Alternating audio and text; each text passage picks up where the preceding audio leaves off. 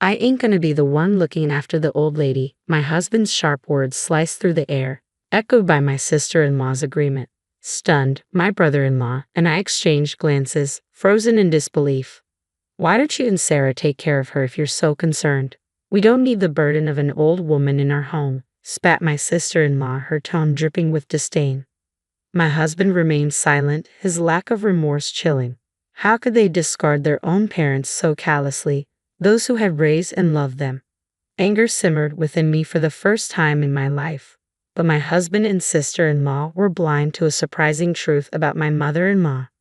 Sarah and her family will be taking care of me. Do you think 1 million will cover the car and accessible living accommodations? The revelation stunned us all, my mother-in-law's unexpected declaration hanging heavy in the air.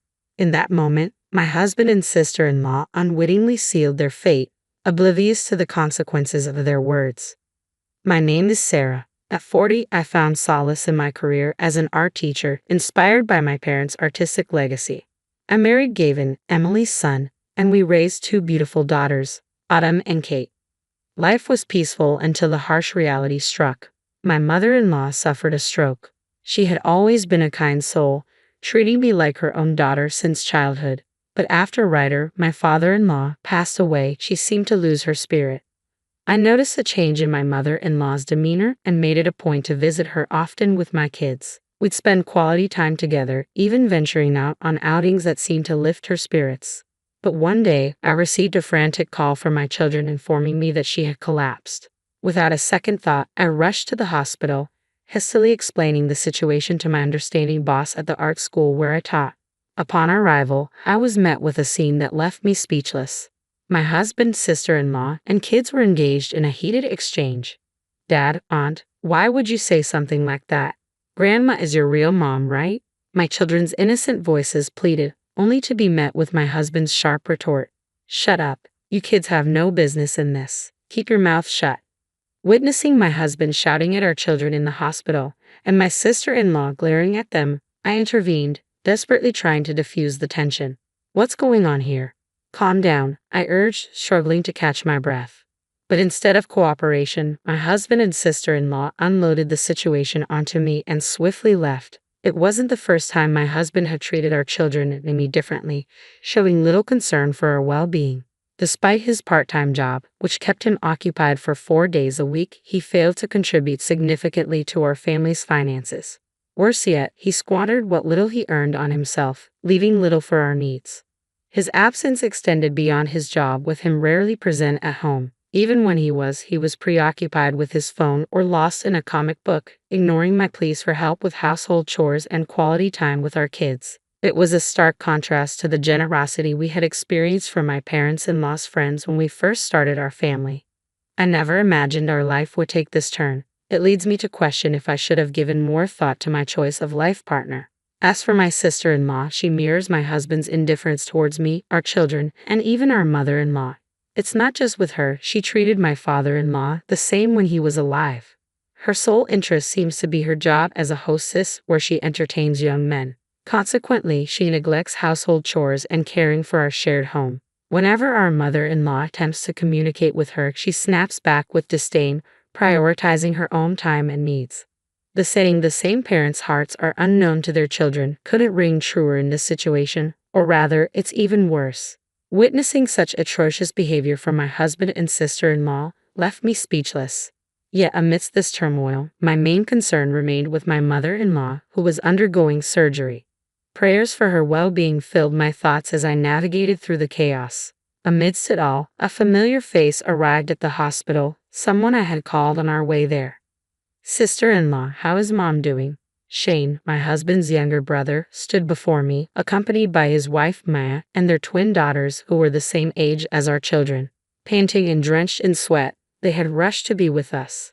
Shane had found success as a novelist, his hobby-turned-career flourishing after one of his novels became a hit online during his university days. He married Mia 2 years after graduating and welcomed twin daughters. Now, they lived peacefully in the city, away from the family home. "She's still in surgery. It's uncertain what will happen," I informed them, grateful for their presence amidst the uncertainty. I wished I could offer words of reassurance, But faced with such uncertainty, my attempts felt feeble. However, the younger brother-in-law appeared slightly relieved, a stark contrast to the tension radiating from his older siblings. Unlike my husband and sister-in-law, he genuinely cared for us and our mother-in-law. Concerned about her aging and widowhood, he remained in close contact, frequently bringing his family back to their parents' house to check on her. These visits served as a source of comfort and strength for our mother-in-law. My in-laws, inherently kind souls, always avoided unnecessary conflict with my husband, sister-in-law, and brother-in-law since childhood. Sadly, this may have inadvertently contributed to my husband and sister-in-law's current demeanor. Yet amidst the discord, my brother-in-law emerged as a beacon of decency. Hours later, the surgery concluded and the doctor ushered us into a small room. "We've done all we could. She'll survive, but there will be lingering effects. She'll require round-the-clock care," the doctor disclosed, leaving us breathless. The prospect of my mother-in-law's recovery filled me with hope. Neglecting her care would mean enduring more interactions with my husband and sister-in-law than I cared for. Despite our reservations, my brother-in-law and I resolved to involve them. After thorough explanation and persuasion, they reluctantly agreed. Gathering at my in-laws' house, we convened a meeting while our mother-in-law remained hospitalized. Both my husband and sister-in-law attended, but their demeanor quickly soared as complaints poured forth. They adamantly declared their disinterest in caring for our mother-in-law. "I've taken care of that old hag." "Same here." Those appalling words from my husband left both my brother-in-law's family and me frozen. "Brother, sister, don't joke at a time like this. If you won't look after her, what's going to happen to Mom? Why should we care? You and Sarah can take care of her," my sister-in-law dismissively replied, fiddling with her beautifully manicured nails. My husband, too, nodded with a bored expression etched on his face. "Then we should consider placing mother-in-law in a nursing home." "What nonsense. You're suggesting we use our money for that old woman? A nursing home? Are you kidding? That's just throwing money down the drain." My brother-in-law finally erupted at their outrageous remarks. "So you're seriously abandoning Mom, not willing to care for her or even put her in a facility? Shane, you're being annoying. If you're so concerned, why don't you and Sarah take care of her? We don't need a senile old creature around," my sister-in-law spat out, her expression deeply exasperated. My husband, too, showed signs of frustration. Unable to stay silent any longer, I interjected, "Hold on, what's the meaning of this? She's your mother, and Gavin's and Shane's right. As if we cared just because she's our mom. Why do you assume we have to take care of her? Shane is her son too, so you and Shane can take care of her. Sarah, you don't have formal qualifications, but you've been caring for Mom almost every day, right? So looking after her should be a piece of cake for you, right?" With that, my sister-in-law smirked in the most disgusting way, and I no longer had the energy to argue. The situation was the same for my brother-in-law's family. We decided to bring this issue up with mother-in-law first. As we were leaving their home, my husband smirked unpleasantly, saying he wouldn't be coming home until this issue was settled. That they would so easily abandon their own mother, who had raised and loved them, left me in disbelief. For the first time in my life, I felt a deep sense of dismay. Days later, a deep anger simmered within me as my brother-in-law's family, and I visited the hospital where mother-in-law lay admitted. Stepping into her hospital room, we were met with a faint smile on her lips, a feeble attempt to mask her pain. "Oh, Sarah and Shane, I'm sorry for being a bother," she murmured weakly. Each visit, she'd apologize, tugging at our hearts. "Mom, don't say such things. Look, we've brought your favorite grapes and pears. If there's anything else you'd like to eat, just tell us, and we'll get it for you," I reassured her, offering a semblance of comfort amidst the sterile hospital setting. While mother-in-law's spirits had improved, her condition remained precarious. As a side effect mentioned by the doctor, she had become paralyzed on her right side, rendering simple tasks like eating an arduous feat, necessitating assistance from the nurses. Confronted with her frailty, my brother-in-law's family and I shared a silent resolve. We knew we needed to confront my husband and sister-in-law, proposing the idea of living together to care for her. "I can't believe Olivia and Gavin would do such a thing to me," mother-in-law sighed, her voice tinged with sadness. In that moment, a pang of realization struck me. She must have sensed deep down that returning home might no longer be an option. Despite it being her own house, my sister-in-law and her husband resided there. The bitter irony wasn't lost on me. Knowing their disposition, They likely treat mother-in-law like a nuisance, a burden to be managed. As frustration clouded my thoughts, I couldn't shake the looming dread of my husband and sister-in-law's return, likely coercing my mother-in-law into some sort of care facility. But amidst my turmoil, mother-in-law surprised us all with an unexpected request. "Sarah, could you please fetch the banking card from the drawer of that desk over there?" With a solemn expression, she pointed to the drawer adjacent to her hospital bed. Inside lay valuable items, including the banking card I had previously brought her from her home during the hospital visit. Perplexed by her request, I retrieved the card nonetheless. With a sense of urgency, she opened it before us, revealing its contents to my brother-in-law, his wife, and me. "I've got savings here. Could you and Shane make use of it?" Her words left us stunned. The balance displayed on the card surpassed anything we had ever seen. In that moment, I resolved to confront my husband and sister-in-law with something unexpected. A few days later, my brother-in-law and I summoned our spouses for a crucial meeting at mother-in-law's hospital. Their disdain was evident upon hearing the venue, but curiosity piqued when we mentioned that mother-in-law had important matters to discuss regarding her future. They likely assumed she had decided to relinquish the house and, of course, the money. The next day, they arrived at mother-in-law's hospital room, greeted by a gathering of myself, our children, brother-in-law, and his family. Their expressions soared as they questioned our presence. "Why are all of you here?" "Mom, we just want clarification. What exactly do you plan to do?" As questions lingered in the air, mother-in-law's face remained solemn, her response forthcoming. "I have asked Sarah and Shane to gather you all here because I have crucial matters to discuss about our future," mother-in-law began, tone firm yet somber. My husband and sister-in-law exchanged puzzled glances, unsure of what to expect. Taking a deep breath, mother-in-law continued, "As per your wishes, I will move out once I am discharged. I will no longer show up in front of you or interfere with your lives ever again." The gravity of her words hung heavy in the air as my husband and sister-in-law stared at her, their expressions akin to deer caught in headlights. "Sarah and Shane have filled me in on everything," mother-in-law continued, addressing their discomfort head-on.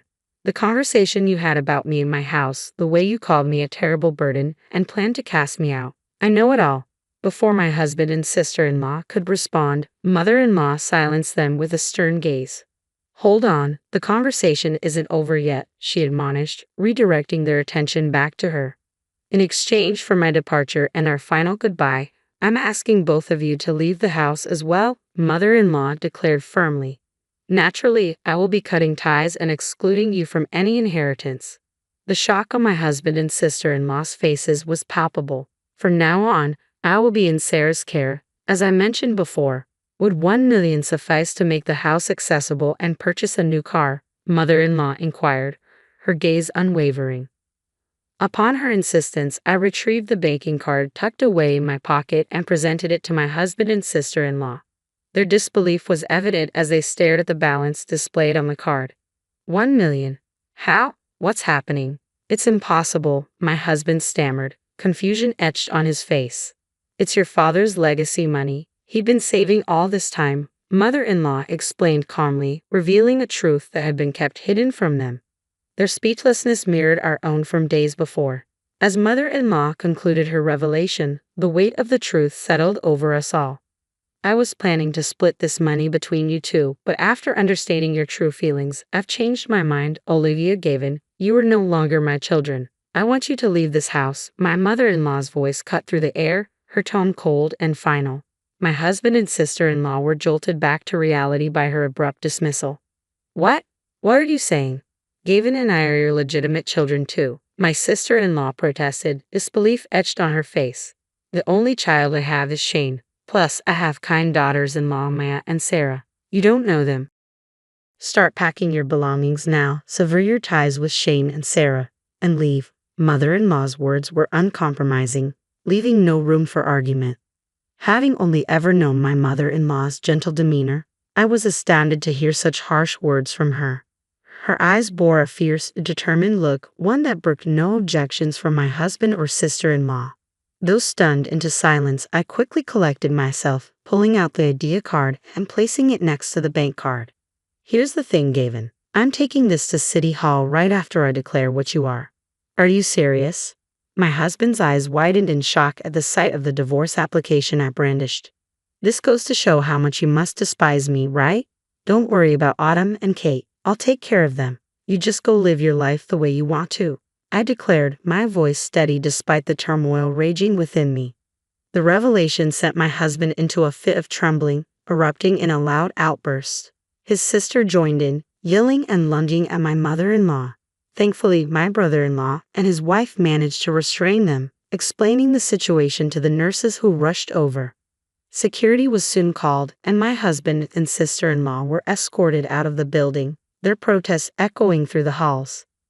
With the help of a lawyer arranged by my mother-in-law, I initiated divorce proceedings. In the end, I not only received a financial settlement but also custody of our daughters. My mother-in-law's last will and testament ensured her estranged son and daughter wouldn't inherit a thing. The family home was sold, and my ex-husband and his sister were forced to move into a shabby apartment, their constant bickering annoying their landlord and neighbors. Meanwhile, I welcomed my mother-in-law into our home after her discharge from the hospital. Together with my kids, we took care of her, maintaining a peaceful and mutually supportive relationship. Despite the challenges, we found solace in our day-to-day lives, navigating them together in harmony.